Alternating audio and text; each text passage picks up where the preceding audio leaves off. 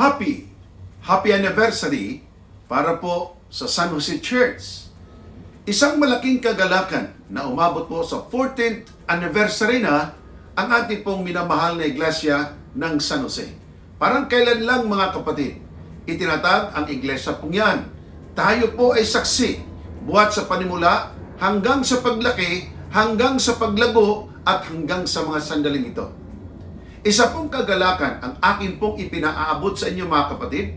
Sa pangalan po ng Dizon family ay amin pong ipinaaabot sa lahat ng mga leaders ng iglesia, sa lahat ng membro ng San Jose Church, ang isa pong masaya, maligaya, taos pusong galing sa puso at sa kaibuturan nitong pagbati.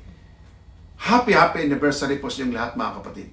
Sa ating pong mga church officers na nagmalasakit, mga church officers, church members, na merong malalimang pag-ibig sa paglilingkod sa Panginoon, ang Diyos noon ng langit ang magpala sa inyong lahat mga kapatid ko. Sa atin pong mga elders, sa ating mga deacons, sa atin pong mga departmental heads, salamat po na inyong itinaguyod ang paglilingkod na may pagtatapat sa Panginoon.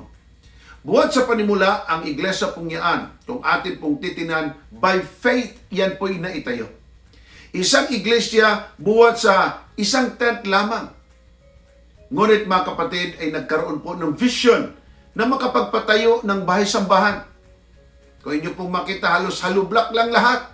Pero salamat sa Panginoon na may mga kapatiran sa San Jose Church at mga kapatirang labas ng Seventh Day Adventist San Jose Church ay taos-pusong naglingkod sa pamamagitan ng pagbigay tulong, pisikal na pagtrabaho, finansyal at iba pa upang maitaguyod at ngayon ay mas lumaki pa ang simbahan ng San Jose Church.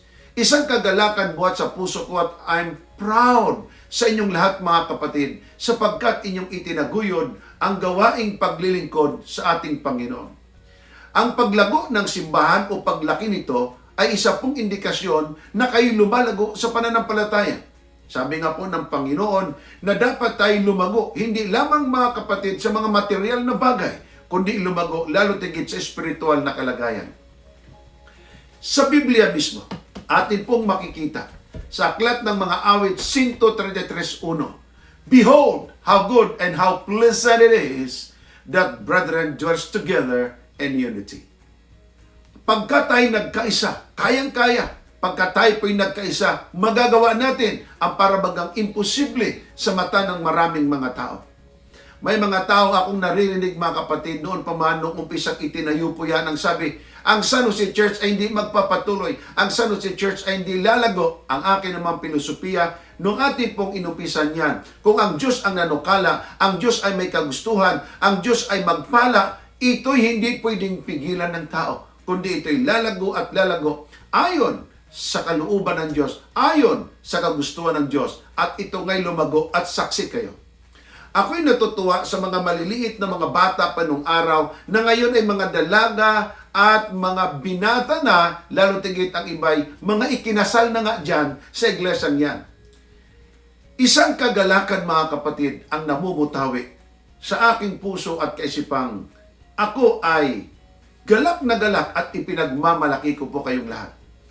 Sa buhay Kristiyano, nariyan po ang kasiyahan, nandyan po ang mga pagsubok, nandyan po mga kapatid, minsan din natin naunawaan ang takbo ng panahon.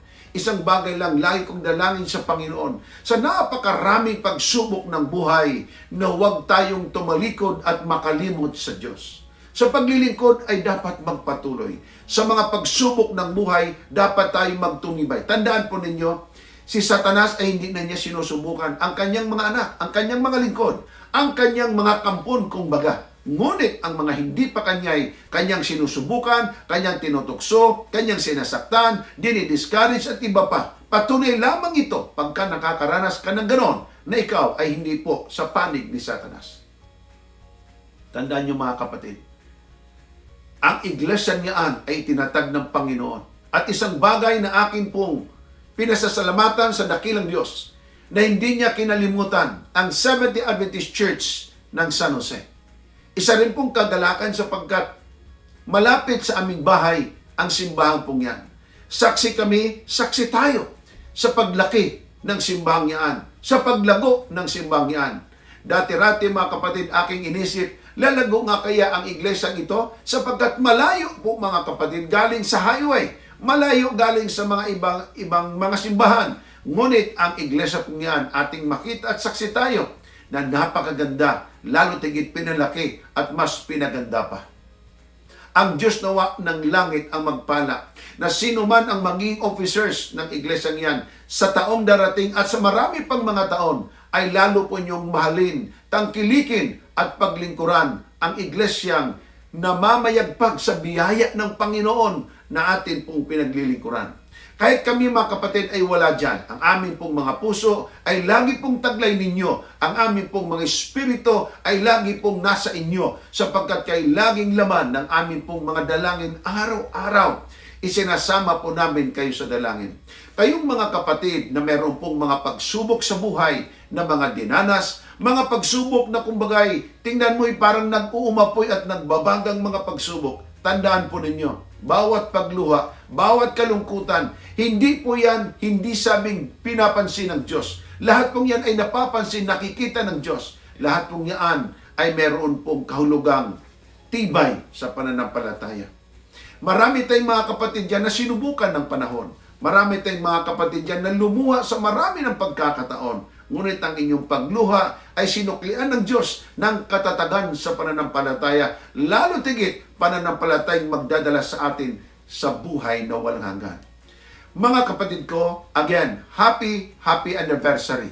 Sa lahat ng nanonood po ngayon, ako kasama ng aming buong pamilya, Dizon family, ay binabati namin kayo ng isa pong maligayang 14th year anniversary. Anibersaryong pagkatatag o dedicate ng ating pong iglesyang diyan, kayo po mga kapatid ay lalo pang pagpapalay ng Panginoon.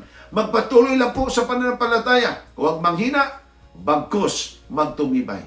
Ako po ang inyong kapatid kay Kristo, Evangelist Sasha Dizon Jr. ay nagpapasalamat sa isa pong pagkakataong ako po ay makapagmensahe sa bawat isang nanonood po ngayon. God bless us all. Tandaan, ang salita ng Diyos ay ating pong kalasag, ating sanggalang. Ito po ang bukal ng buhay, ang salita ng Panginoon. God bless at marami pong salamat. Happy anniversary. God bless us all.